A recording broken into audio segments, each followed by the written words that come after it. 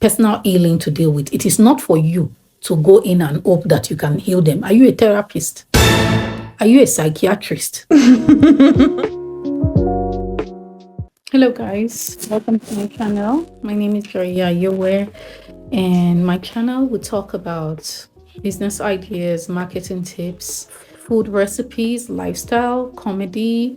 You find it all on my channel. It's quite entertaining here. So when you come here, you will enjoy every bit of your presence in my channel. So please kindly subscribe to my channel, like and share, leave a comment, leave your suggestions, leave your opinions. I'm open to discuss further on some of the things I share, and I'm open to learn from other people's experiences and knowledge as well.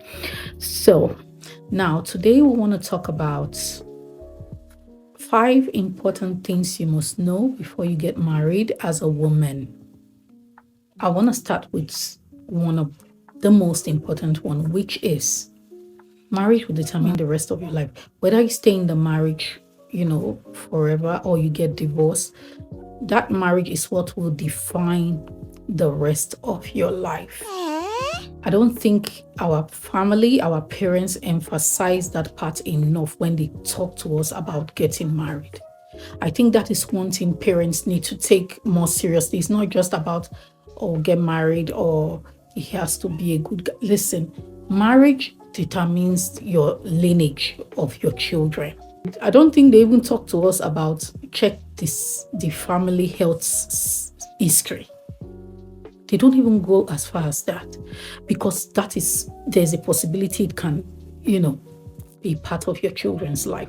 Marriage determines the rest of your life. So it is so important that your life partner, you take it seriously. The person you are choosing as your life partner, you have to be serious about making that bold step into marrying that person. Because when you get married as a woman, you have to change your name. You have to change your name. You have to sacrifice a lot. You sacrifice your body. There's a lot of expectations from women being married.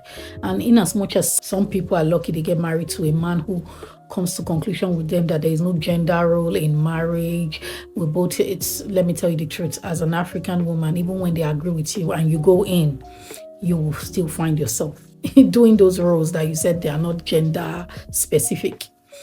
So marriage determines the rest of your life, actually, my dear lady. That's one. Oh Lord, I had to remove that filter.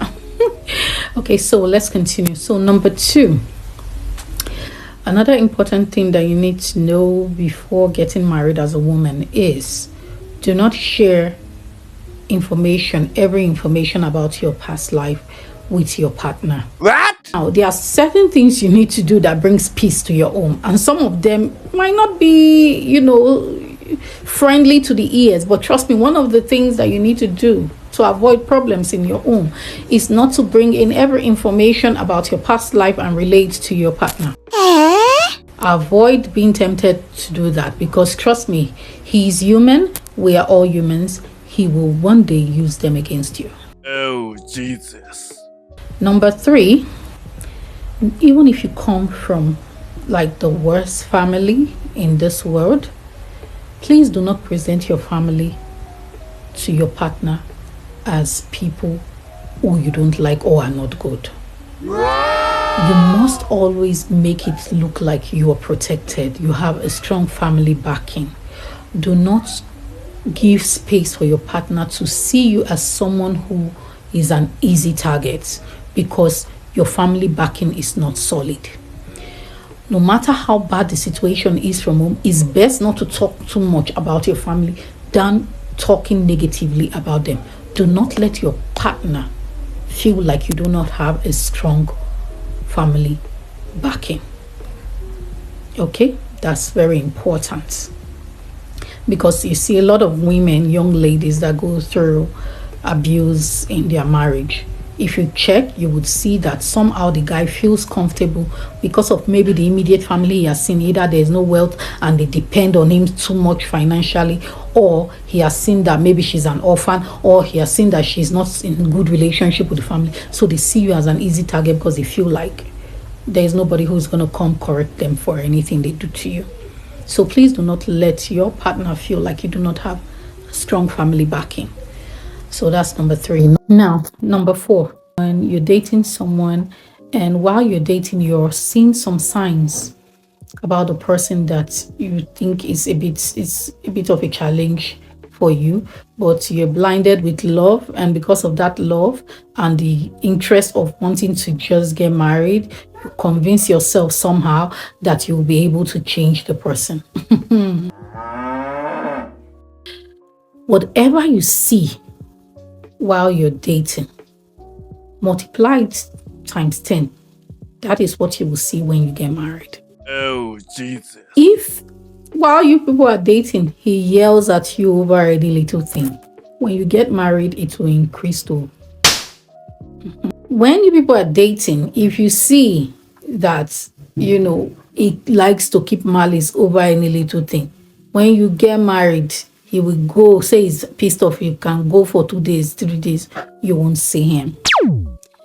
That doesn't mean that I'm saying you must wait for a perfect person. No. What I am saying is everybody has imperfections. So you just try to choose the imperfection that you can live with for the rest of your lives. There are some imperfection that needs changes, like people who are so used to being violent or aggressive or disrespectful. That's their personal journey, to deal with, personal healing to deal with. It is not for you to go in and hope that you can heal them. Are you a therapist? Are you a psychiatrist? Those people, what they need is a therapist and a psychiatrist to work on them, and some of them even require medication. So why are you telling yourself that you can go in there and change those kind of people? Those habits come from trauma. They come from way, way back. It's not something that you can heal, my darling. You let them go. It's a personal thing. I help them identify it's a problem for them, and then you leave. They can go sort themselves out. You are not the doctor to treat people with those. Then we have other imperfections that are just habits, and then you can decide, is this one something I can cope with? For instance, if you're dating someone that, when you guys are dating, you go to his house to visit him, you see that there's one chair that is clothes, he piles up clothes there. You go to the kitchen, you see lots of messy plates, but you being the good girlfriend that wants to be promoted to the wifey, you clean, you wash, you do everything. That's not bad, but you need to accept it that this is this person's habit. You don't go into the marriage and start getting angry hoping that they will change. They don't change. If you talk from now till next year, they will change 1 week. After 1 week, they will go back to the same habit. And if you don't prepare yourself mentally that you are willing to deal with that for the rest of your life, that's when you start getting frustrated and saying, I don't like what he does. He does not support me. He just come, he will see that I'm stressed with the kids, and yet he'll put clothes everywhere. He messes up the house. My darling, you saw it. They don't change. So what you say is, I'm seeing this imperfection. Is this imperfection something I can deal with even after kids, even after I come back from work, even after? Okay, if I know that it's something I can't deal with, well, we'll just get cleaners, we'll just get maids that handles it. That's realistic plans.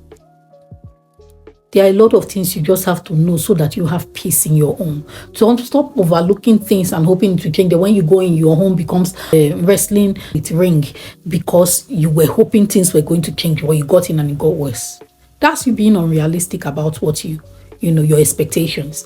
You have to decide, I have this flaw. My dear, you can see that I have this flaw. Can you cope with it? You have already seen your comma. It's okay. I can deal with it. That's what you do. That's number 4.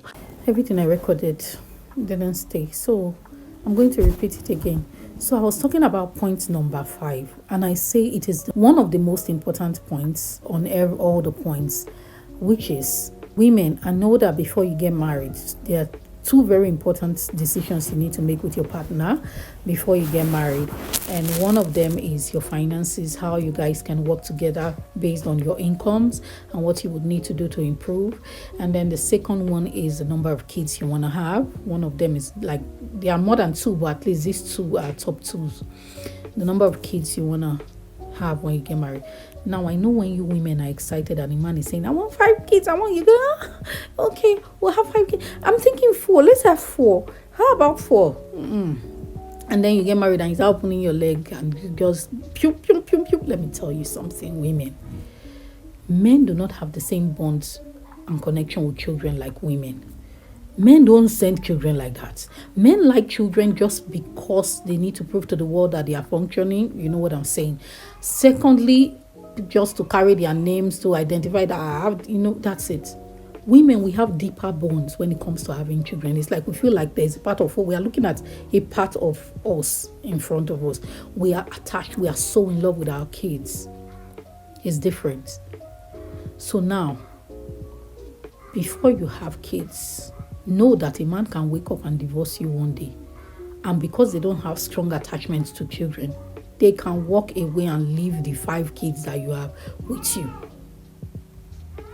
If you know your income cannot cater to the number of kids both of you agreed on, don't do it. You hear me? Let me drag here this one. If your income cannot cater to 5 kids, and that's what both of you agree that you want to have, don't do it. Even when you're married to Dangote, don't do it. Make sure that your income can cater to the number of kids that you are having, just in case. Nobody gets married to get divorced. And sometimes you don't even have to be divorced before the man stops providing. There are lots of them. They are still married. They cannot leave because they like the title. They know that their man is sending all the money he's making to one small girl out there. He's not providing school fees and feeding allowance. So the women are stuck there trying to cover up all these expenses.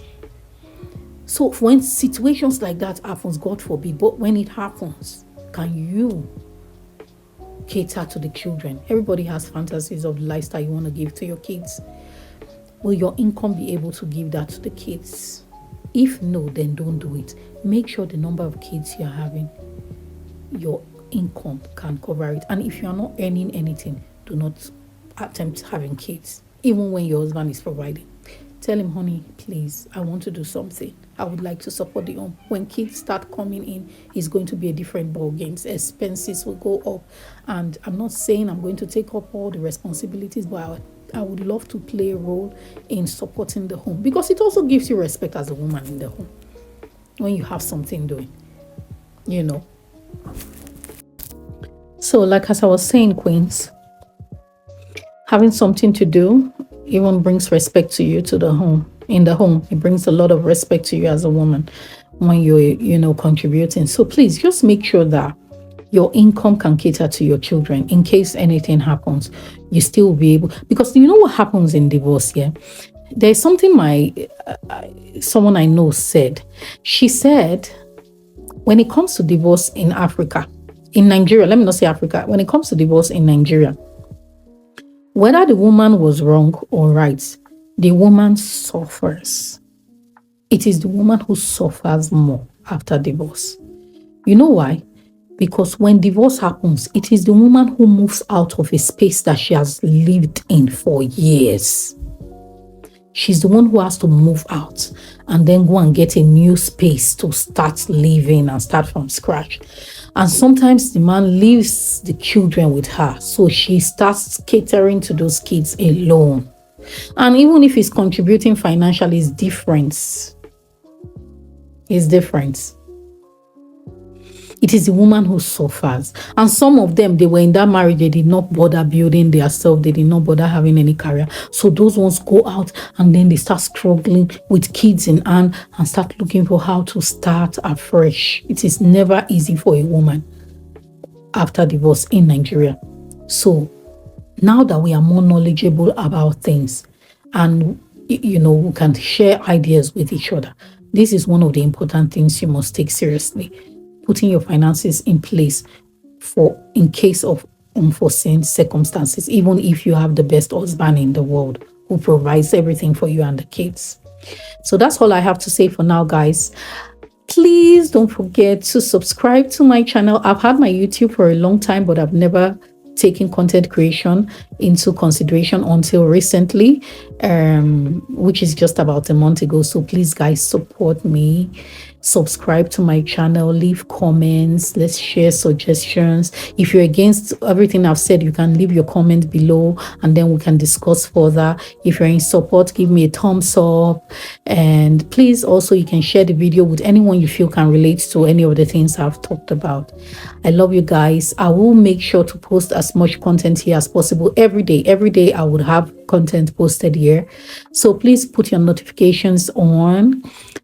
Please guys, please support me. This page means so much to me. This content creation that I've started, it means more than you can ever imagine to me. Please just support me. And if you think there is something else you would like me to talk more about, also leave a comment below. Love you guys. Thank you so much for watching. Bye.